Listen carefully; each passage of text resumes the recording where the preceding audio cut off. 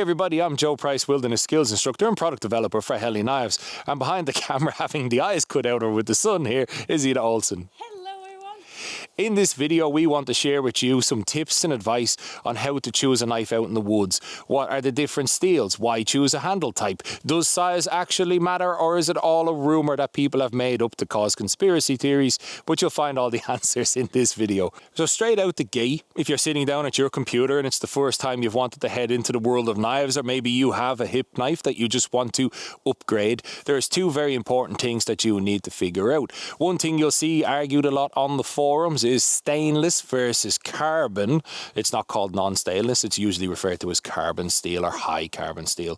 So stainless steel is steel that you would want to use in a wet environment, or you could just use it in any environment. But the thing with stainless steel is the end of the word. It is stainless, not no stains. So it doesn't mean that your knife is impenetrable to rust. And we do have knife maintenance videos on the channel. You can go check it out below and do what you need to do. Carbon steel, however, doesn't have those elements in the steel that prevents rust. It is arguably, and I would say arguably, easier to sharpen, but it is the one that's going to rust the quickest. If you're kind of new to the world of knives, it's maybe not the stepping off point where you want to go, because it takes that little bit of maintenance.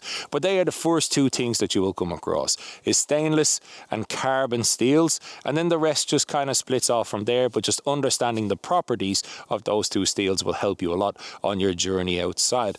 Next of all, we kind of want to work through the classes of knives and what their uses are outside. I've brought with me, all disclaimers aside, a full selection of Helly knives to be able to show you guys the full advantage of what these knives do in the woods, but to also help you choose the size and shape of knife that you want. So first out the gate is the smallest of the bunch, and they are neck knives.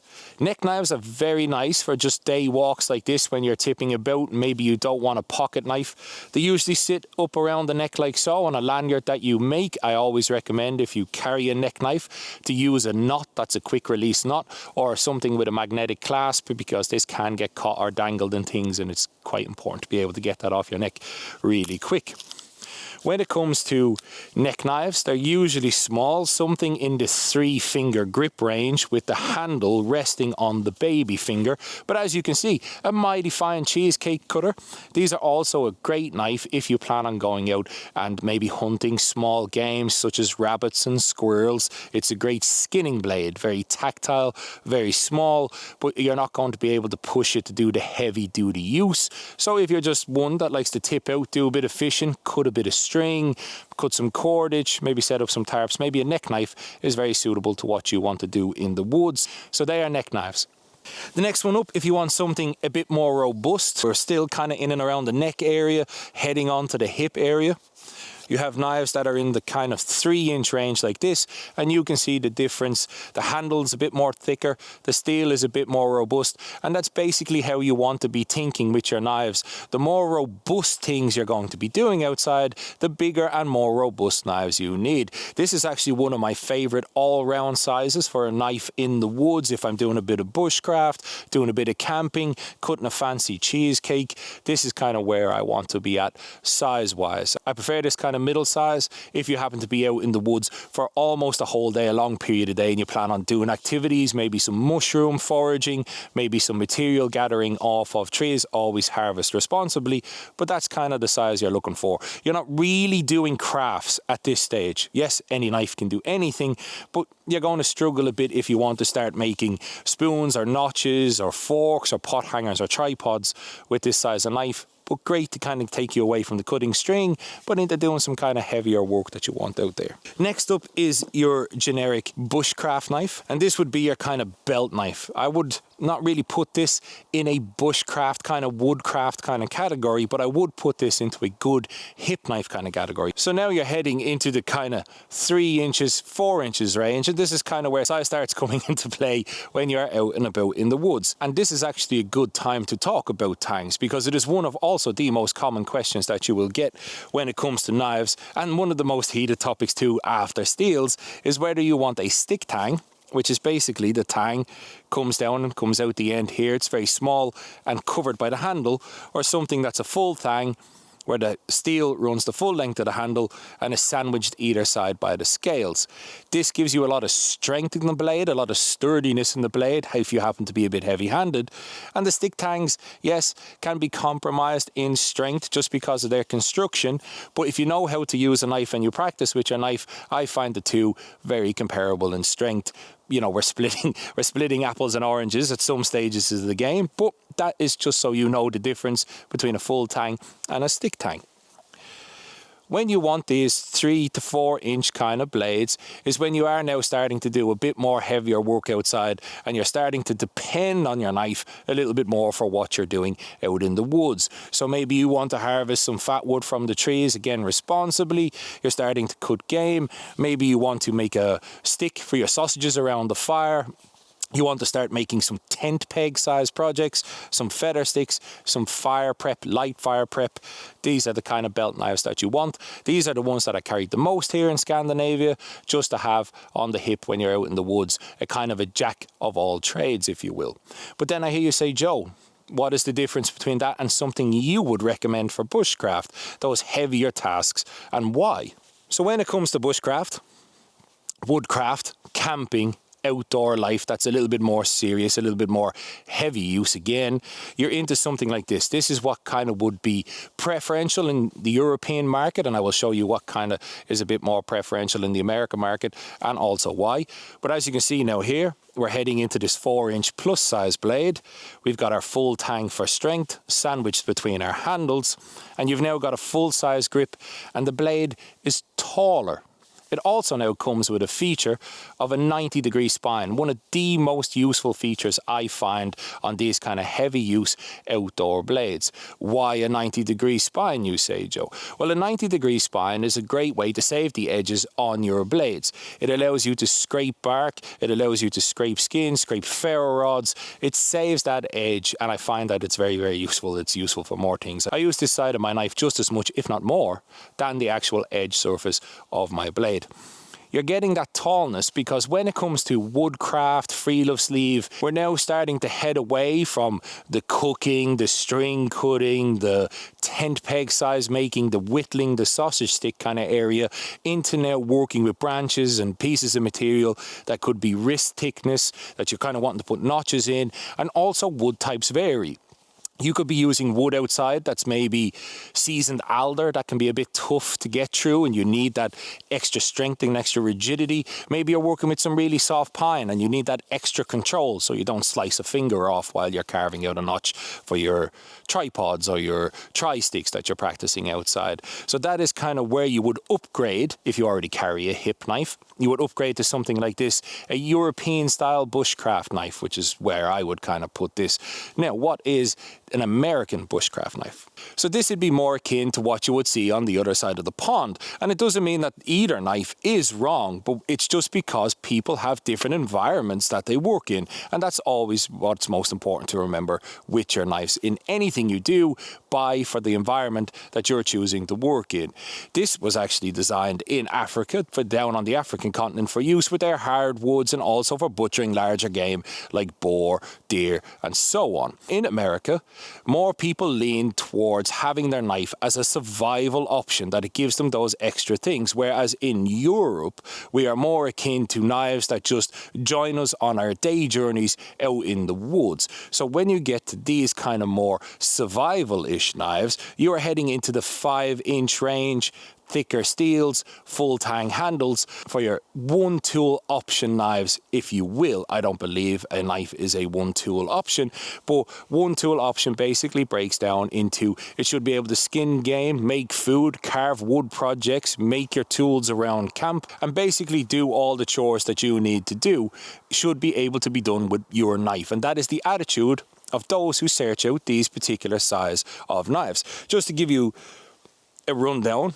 You may not think that there is much in the difference between the two, but the performance and the nimbility tends to lean towards these smaller bushcraft European style knives, but the strength, rigidity and adaptability of tasks and environments tends to lean towards the bigger, more survival-ish style knives. But again, the point of this is to be aware that knives are designed for environments. This was designed by Les Stroud, a man who lives in the Boreals in Canada. Me and Ida live here in Sweden, which is also the Boreals. So we tend to lean towards these size of knives. But if you are down in Africa or North America, where you have harder woods, bigger environments, bigger, vast, more wildernesses, well, maybe you want to lean towards something like this that's a little bit more conducive to getting you out of trouble. But then I hear you say, what would you consider to be a survival knife, a one-tool option, so to speak? And that is where I tend to lean towards more the people who live in the extreme northern latitudes, who do not have access to axes, chainsaws. They're in extremely cold weather, and their knife quite literally is their life. And that is where I would lean towards something like this.